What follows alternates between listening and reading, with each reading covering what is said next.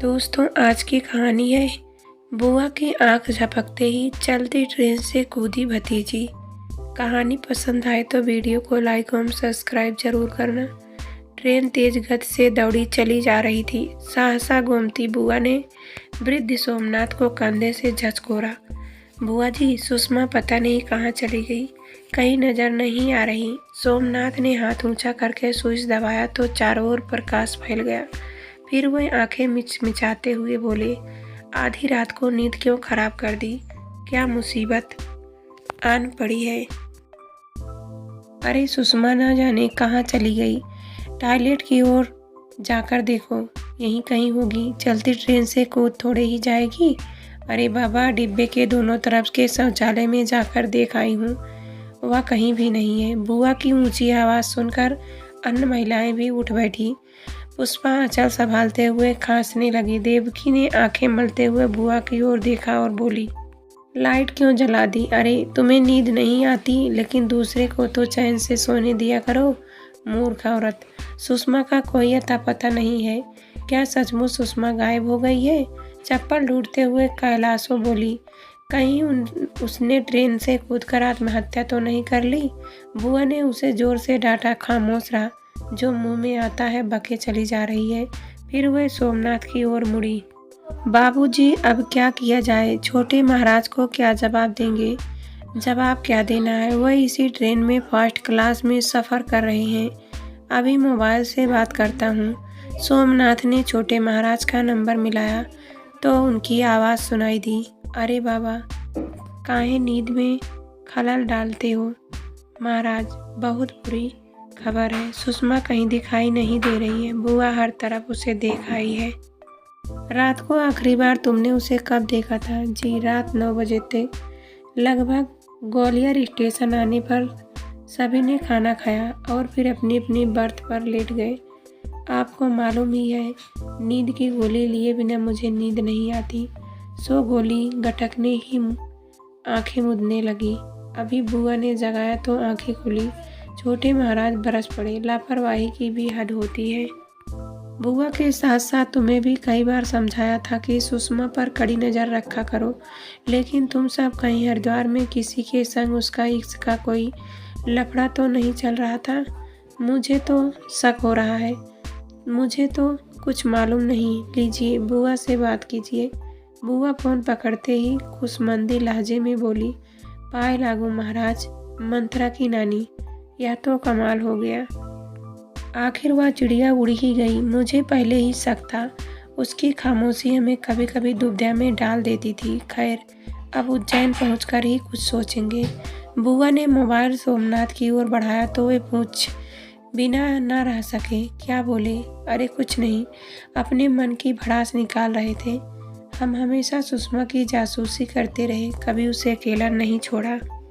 अब क्या चलती ट्रेन से हम भी उसके साथ बाहर कूद जाते? न जाने उस बेचारी के मन में क्या समाया होगा। थोड़ी देर में सोमनाथ ने बत्ती बुझा दी, पर नींद उनकी आंखों से कोसों दूर थी। बीते दिनों की कई स्याह सफ़ेदी घटनाएं रह कर उन्हें उद्वेलित कर रही थी। लगभग 5-6 साल पहले पारिवारिक कलह से तंग आकर सोमनाथ हरिद्वार के एक आश्रम में आए थे। उसके 3-4 माह बाद ही दिल्ली के किसी अनाथ आश्रम से 11-12 साल के 4 लड़के और एक लड़की को लेकर एक अधेड़ उम्र का व्यक्ति आश्रम में आया था। तब सोमनाथ के सुनने में आया था कि बदले में उस व्यक्ति को अच्छी खासी रकम दी गई थी। आश्रम की व्यवस्था के लिए जो भी कर्मचारी रखे जाते थे, वो कम वेतन और घटिया भोजन के कारण शीघ्र ही भाग खड़े होते थे। इसलिए दिल्ली से इन 5 मासूम बच्चों को बुलाया गया था। शुरू में इस आश्रम में बच्चे का मन लग गया, पर शीघ्र ही हाड़ तोड़ मेहनत करने के कारण वे कमज़ोर और बीमार से होते गए। आश्रम के पुराने खुशामंदी लोग जहाँ मक्खन मलाई खाते थे, वहीं इन बच्चे को रूखा सूखा बासी भोजन ही खाने को मिलता।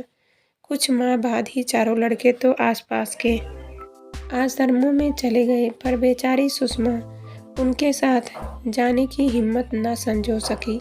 बड़े महाराज ने तब बुआ को सख्त हिदायत दी थी कि इस बच्ची का खास ख्याल रखा जाए। बुआ सुषमा का खास ध्यान तो रखती थी, पर वह बेहद चतुर, स्वार्थी और छोटे महाराज, जो कि बड़े महाराज के भतीजे थे और भविष्य में आश्रम की गद्दी संभालने वाले थे कि खास मखास थी।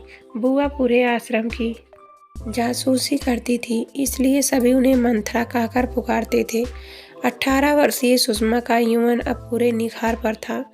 हर कोई उसे ललचाई नज़रों से घूरता रहता, पर कुछ कहने की हिम्मत किसी में न थी, क्योंकि सभी जानते थे कि छोटे महाराज सुषमा पर फिदा है और किसी भी तरह उसे अपना बनाना चाहते हैं। बुआ सुषमा को किसी न किसी बहाने से छोटे महाराज के कक्ष में भेजती रहती थी। पिछले साल दिल्ली से बड़े महाराज के किसी शिष्य का पत्र लेकर नवीन नामक नौजवान हरिद्वार घूमने आया था। पर आया जब दोनों महाराज 3-4 शिष्यों के साथ सैर करने निकल जाते तो सोमनाथ और सुषमा बगीचे में जाकर फूल तोड़ने लगते। 2-3 दिनों में ही नवीन ने सोमनाथ से घनिष्ठता कायम कर ली थी। वह भी अब फूल तोड़ने में उन दोनों की सहायता करने लगा।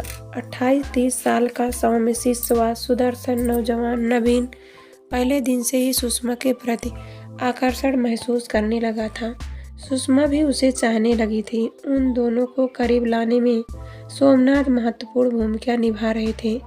उनकी हार्दिक इच्छा थी कि वे दोनों विवाह बंधन में बंध जाए।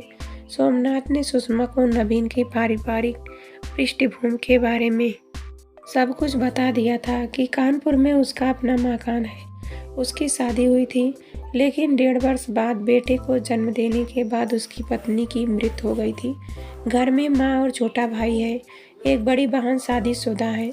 नवीन कानपुर की एक फैक्ट्री में मार्केटिंग विभाग में ऊंचे पद पर कार्यरत है। उसे 15,000 रुपये मासिक वेतन मिलता है। इन दिनों वह फैक्ट्री के काम से ज़्यादातर दिल्ली में ही अपनी शाखा कार्यालय की ऊपरी मंजिल पर रहता है। एक सप्ताह गुजरने के बाद जब नवीन ने वापस दिल्ली जाने का कार्यक्रम बनाया तो ऐसा संयोग बना कि छोटे महाराज को कुछ दिनों के लिए वृंदावन के आश्रम में जाना पड़ा। उनके जाने के बाद सोमनाथ ने नवीन को 3-4 दिन और रुकने के लिए कहा तो वह सहर्ष उनकी बात मान गया। एक दिन बाग में फूल तोड़ते समय सोमनाथ ने बिस्तर से सारी बातें सुषमा को कह डाली। बेटी, तुम हमेशा से कहती हो ना कि घर का जीवन कैसा होता है, यह मैंने कभी नहीं जाना है। क्या इस जन्म में किसी आने जाने शहर में कोई एक घर मेरे लिए भी बना होगा? क्या मैं सारा जीवन आश्रम, मंदिर या मठ के व्यतीत करने को विवश होती रहूँगी? बेटी, मैं तुम्हें बहुत स्नेह करता हूँ, लेकिन हालात के हाथों विवश हूँ कि तुम्हारे लिए मैं कुछ कर नहीं सकता। अब कुदरत ने शायद नवीन के रूप में तुम्हारे लिए एक उमंग भरा पैगाम भेजा है। तुम्हें वह मन प्राण से चाहने लगा है। वह विधुर है, एक छोटा सा बेटा है, उसका छोटा परिवार है, वेतन भी ठीक है। अगर साहस से काम लो तो तुम उस पर, उस घर, उस परिवार की मालकिन बन सकती हो। बचपन से अपने मन में पल रहे स्वप्न को साकार कर सकती हो। लेकिन मैं नवीन की कही बातों की सच्चाई जब तक खुद अपनी आंखों से नहीं देखा लूँगा तब तक इस बारे में आगे बात नहीं करूँगा। वह कल दिल्ली लौट आएगा, फिर वहाँ से अगले सप्ताह कानपुर जाएगा। इस बारे में मेरी उससे बातचीत हो चुकी है। 3-4 दिन बाद मैं भी दिल्ली चला जाऊँगा और फिर उसके साथ कानपुर जाकर उसका घर देखकर ही कुछ निर्णय लूँगा। यहाँ आश्रम में तुम्हें छोटे महाराज की रखैल बनकर ही जीवन व्यतीत करना पड़ेगा। हालांकि यहाँ सुख सुविधाओं की कोई कमी ना होगी, परंतु अपने घर, रिश्तों की गरिमा और मातृत्व सुख से तुम हमेशा वंचित ही रहोगी। नहीं बाबा, मैं इन आश्रमों के उदास, सूने और पंखड़ी जीवन से अब तंग आ चुकी हूँ। अगले दिन नवीन दिल्ली लौट गया। उसके 3-4 दिन बाद सोमनाथ भी भले चले गए, क्योंकि कानपुर जाने का कार्यक्रम पहले ही नवीन से तय हो चुका था। एक सप्ताह बाद सोमनाथ लौट आए। अगले दिन बगीचे में फूल तोड़ते समय उन्होंने मुस्कुराते हुए सुषमा से कहा, बिटिया, बधाई हो। जैसे मैंने अनुमान लगाया था उससे कहीं बढ़कर देखा सुना। सचमुच प्रकृति ने धरती के किसी कोने में एक सुखद, सुंदर छोटा सा घर तुम्हारे लिए सुरक्षित रख छोड़ा है। बाबा, अब जैसा आप उचित समझे, मुझे सब स्वीकार है। आप ही मेरे हितैषी, संरक्षक और माता पिता हैं।